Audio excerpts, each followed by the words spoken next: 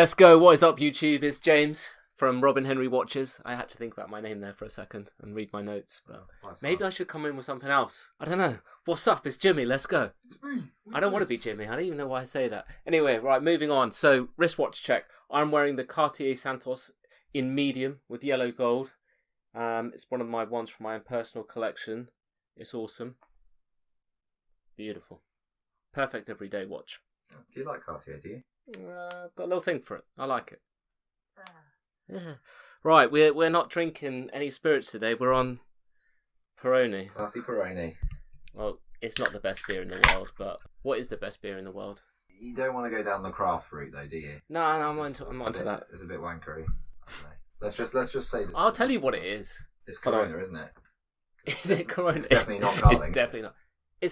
I was going to say Heisling. What the hell's Heinenberg? No, it's definitely Heineken for sure. Oh God, you sure it's not Carling? I'm pretty sure you're pretty keen on that.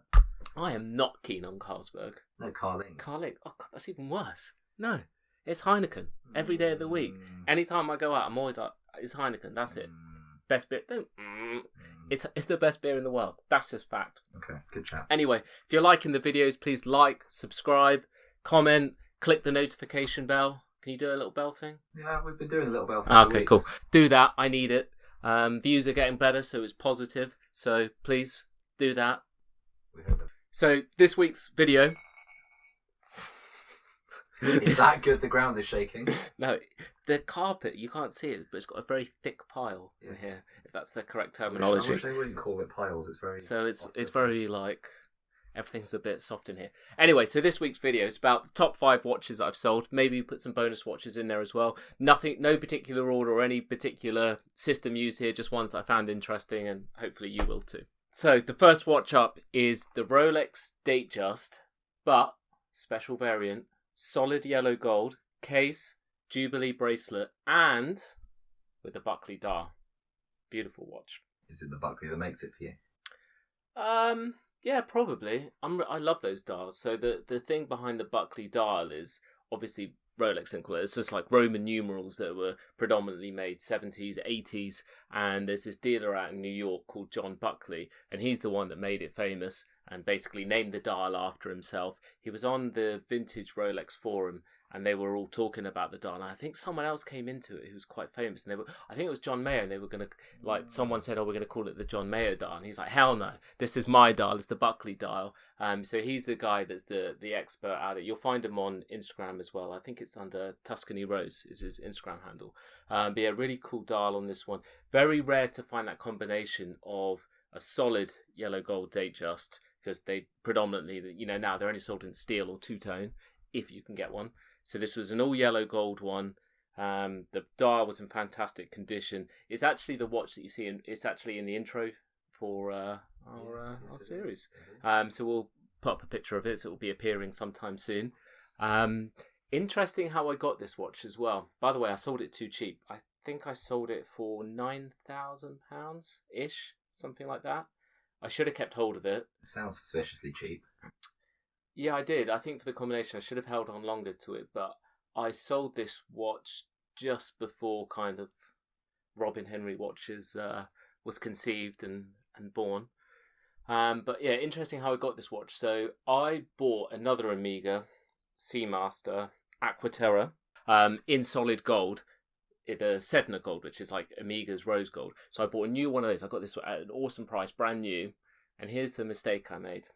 I took it to a dealer to put another strap on it. And let me tell you this, it got butchered. Oh, I remember this. I'm not going to put up the photos of what happened to that watch now. I'm going to save that for a later time. Maybe I'll be nice and I won't put it out there. But this watch got butchered. And I'm not talking like the odd scratch here. It looked like Edward Scissorhands went nuts on it. There were bits missing out of it. It was awful. So I had to go back and was like, we got a problem here. Like, I can't keep this watch, and refinishing it, no way. It's a brand new watch. I don't want it refinished because you're going to lose too much metal off it. I'm really against polishing. Like, I don't want to polish a watch unless... I don't even want to... No, I didn't do it. Anyway, so literally I was like, well, we got a problem here. So it was like, I should have asked for the money back for the watch, but I was being reasonable because I thought we were friends. That is not correct. Because according to the encyclopedia... Turns out they had other ideas that apparently we're not friends. So I got a credit to essentially, so in exchange to buy that watch. And that's how I came by the watch. And it'd been sitting with them for ages because in where I live, there's not a great market for vintage watches. If there are serious vintage collectors, I haven't met them here yet. So what you're saying is you did them a favour. Yeah, pretty much. And now you're the best. They didn't have the right market or customer to sell it to. I'd been looking at that watch for probably a year or two with them, but it was a lot of money. So yeah, that's how I came by that watch. Super awesome. If you ever do come across one, check the dial's in great condition. Check there's not too much stretch on the band. Other than that, a hand bracelet. Getting all American there. Yeah, good chat. Right, so next watch up is the Cartier Tool II. I think that's named after the tortoise. I'm pretty sure that's the sort of word for tortoise, yeah. Yeah, I'm going to go with that. I can't be bothered to fact check it. I'm too lazy for that. It is now. One of the most famous Cartier designs. Actually, no, it's not. No, scratch that. It's not a famous design by Cartier. Well, it is amongst the collectors. It's not mainstream famous amongst them. So this model... It's got a cult following. Yeah, I would say. Listen, if you're a Cartier fan, you know the Tool II and you're like... So this one was in white gold. But Cartier factory set on the dial. The diamonds, I can only say it this way, they're flawless when Cartier set them. I've had some other aftermarket set watches, genuine, I might add. Yes. But the gem setting compared to Cartier is it's worlds apart. I'm just looking at a picture of it here. The dial was like this ivory thing, the classic kind of Breguet style hands. Ah, just beautiful. The only downside to this is they're about, I think this model is over 30 grand, brand new. I got it, I thought, at a good price. I then sold it for a lot less. I tanked a few grand on this one. I wasn't buying it to make money on this one. I'm buying it because I have a Cartier problem. And yeah, it was an expensive experience, but one that I would have liked to have continued. But needs must, as us collectors will know. How do you feel about disclosing how much this experience cost you? Yeah. Put it this way. You could buy yourself a nice pre-owned Amiga, or you could buy yourself a new Omega Seamaster. Ouch. Yeah, ouch. Anyway, let's move on. Right, up next. So I've sold quite a lot of these. The Tudor Black Bay Harrods edition. So... it's exactly the same as the normal Black Bay model, but it's the Harrods edition, so it's only sold through Harrods. It's what I would call I think they called it a limited number run. It's not a limited edition, because when Harrods first started selling these a couple years back, it was rumoured that it was going to be limited. So obviously, you know, they were trading way over retail. I think I think Harrods sell them at about £2,800. They were selling like 6-7 grand. It was absolutely nuts. They're now, I think they're nearly up to 6,000 made. The ones that I've sold, some of them this year, have been 5,000 something. So I'm guessing they're up at 6,000. I sell them about £3,700, which is probably the lower end of the market. You might get a little bit cheaper. Most dealers are selling around 4 or a little over 4,000. But the bezel, with it being in that Harrods green, it's a really nice touch to it. So yeah, I think the watch is a winner. I think long term they'll do okay. They're not going to do silly money. What would help the people that have bought it already is if Harrods discontinued and stopped doing it. But I think they're on a bit of a money spinner. The high street retail industry, I think they're okay. Oh yeah, Harrods are okay. I think they're going to keep doing it. It's nice. There's nothing. It's literally just the bezel, and they do the engraving on the back, but I don't particularly like engraved text on the back. It's the Harrods engraving, so it's just like saying what number watch it is, and it's the Harrods special edition. But personally, I want that empty so I can, you know, draw a penis on the back of it or something, you know. But yeah, I think they'll do okay, especially if they get discontinued. They're still selling over retail. You can only buy them in store at Harrods. You can't do it online. The waiting list is about 6 months to a year. ish. You can only buy it once. If once you bought one and they've got your name, you can't get another one. So Unless you get clever. well, you can buy it on the aftermarket from someone like me, but it's going to cost you more money because I have to pay more money for A it. little bit more. Yeah, I mean, listen, I was buying them at about £3,400, selling for about £3,700, so it's a small margin anyway. You're So basically Jesus. I am basically Jesus. Helping You're right. us out. I am. I'm helping people out. Right. Before we carry on, we've got to sell. Oh, yeah, okay. Right, so I've got... Shameless plug. It is a shameless plug. I've got 2 Rolex Submariners on the way. I've got a Rolex Explorer on the way, and I've got a beautiful Piaget 9P, like solid gold dress watch on the way. Unfortunately, FedEx has taken forever, so I haven't got those yet. And we've got other things which are with watchmakers. It's alright, FedEx is cheap. I'm sure it's not that much of a problem. FedEx is not cheap. Today's watch is the Cartier Vendome. This isn't a well-known model from Cartier, so it's part of the Muster Cartier range, which started in the 70s and into the 80s and even into the 90s. It's a vermeil case, which means that it's silver, but it's gold-plated, so it's a way of getting a gold watch at a more accessible price point. I think would be Like that. That's diplomatic. It's got an original Cartier Paris strap, unworn. It's got the original Cartier buckle. For those of you that know the Cartier buckle shape, it's all there. The dial is super cool because it's a really nice but flat ivory, and then there's like a gold inlay that goes all the way around. So, and you've got the blue steeled hands, which you'll see in the pictures which we put up. It's super nice. I would say this as well. It's for men, or I think Cartier do this very well. It's for a man or if it's a woman. It's sized both well. If you're the sort of guy that needs to wear a 45mm sports watch to feel like a man, this isn't for you. So, you know. And we also need to have a conversation about that. But yeah, for someone, if you've got like my wrist, I'm about 6.75 inches, which sounds very specific, but it is. It wears perfectly. But the average. I personally like dress watches in the smaller size. Even I find this Cartier Santos is the medium version. It's on the large side for me. I originally bought this in the large and sent it back. Then I got them only because it had the date window. And actually, I'm like, I probably like it in the small. But Cartier are very good at making that kind of. And it's even still stickered, isn't it? On the back, yeah, it's still got the sticker on the back. It comes with all the original paperwork, and it's got a service pouch with it, so it's not a full set, but it's very close. But yeah, it's super nice, so I would definitely recommend it if you want to buy it for maybe a special lady in your life. I don't know why I'm clicking like at you, but anyway. Or if you just want it for you, if you're a certain... I haven't got £1.50. If you're a certain gent, it's not £1.50, it's £1,400. Well, You've broken my point leading into the price. You'd hurt me. Oh, right, shut up now. Right, anyway, so you can get a piece of Cartier history for just £1,400. I mean, for me, it's a no-brainer. It's if you're into Cartier, you like the classic proportion and styling. If you got bigger wrists, maybe it's not for you. You know what they say about people with bigger wrists? Yeah, exactly. Right, so the next watch up, I have sold absolutely loads of these. It's about 6 a week, isn't it? It's about 6 a week. It gets me barred from authorised dealers because people actually believe this nonsense. Even though they find it funny. Of course it's funny. To your face. It's the Amiga 300M diver. You can get it with a black dial. No, you can't get it with a black dial. Yes, of course you can. Can you get it with a black dial? Oh my god. Are you inventing watches here now? What? You sell 6 of them a week, you should know.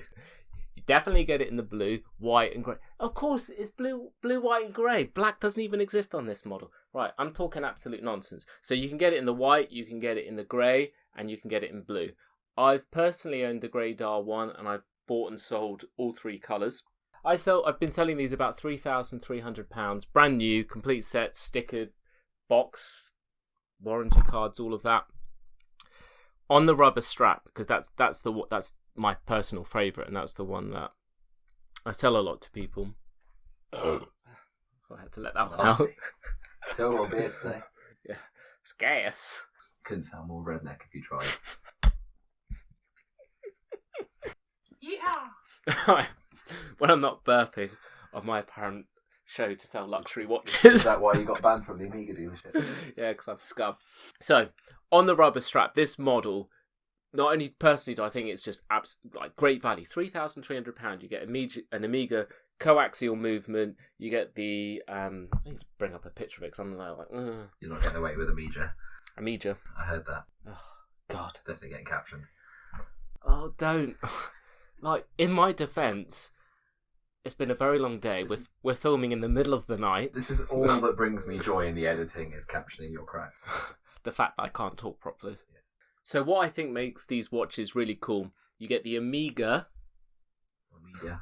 I haven't mispronounced it before this point if we were using this cup. You get the coaxial movement, you get the ceramic bezel. The rubber strap is way better option on this watch than the bracelet. The bracelet is overcomplicated, fussy, makes it a bit top heavy, but on the rubber strap it just kind of pulls it in and it sits well on your wrist. The dials, they've got this really cool like wave. The wavy ocean style. Yeah, exactly, which is laser engraved onto that. You've got the date window, which is completely non-obtrusive. I'm a fan of date windows. This one is down at 6 o'clock. Well, you'll see it, put a picture up here. The indices are like really raised and just very legible, so as a dive watch it's super cool.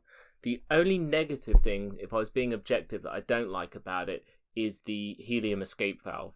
It looks like something from like Colgate toothpaste on the top. Look.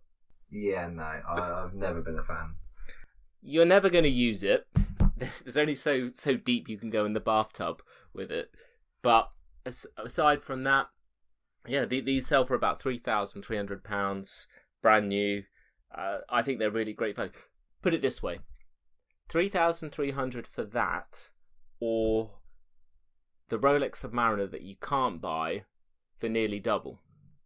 Imagine as well if Rolex bought out the Submariner on a rubber strap. People would go nuts, especially if they did like a grey dial and a white and a blue. Besides, Rolex don't do a James Bond limited edition for a film that hasn't even happened yet. I'm not going to talk about that just yet. I'm going to save that for another watch, and I'm going to give my opinion on said subject. Perfectly balanced, objective / subjective. Actually, it's not subjective, it's pure fact. So anyway, moving on. So the next watch up is the Omega Seamaster, No Time to Die. See what they did there? No time. I know, the Bond edition. So you can get this watch in two versions. You get it on the mesh bracelet, or you can get it on the Amiga NATO strap. Obviously, the one on the mesh bracelet is a little bit more expensive, but there's not too much of a difference. So, actually, I haven't got the retails here, but I've sold the one on the mesh for $6,400, and I've sold the NATO one for £5,750. Those are the prices that I sell them at. The retail is at least over £1,000 more.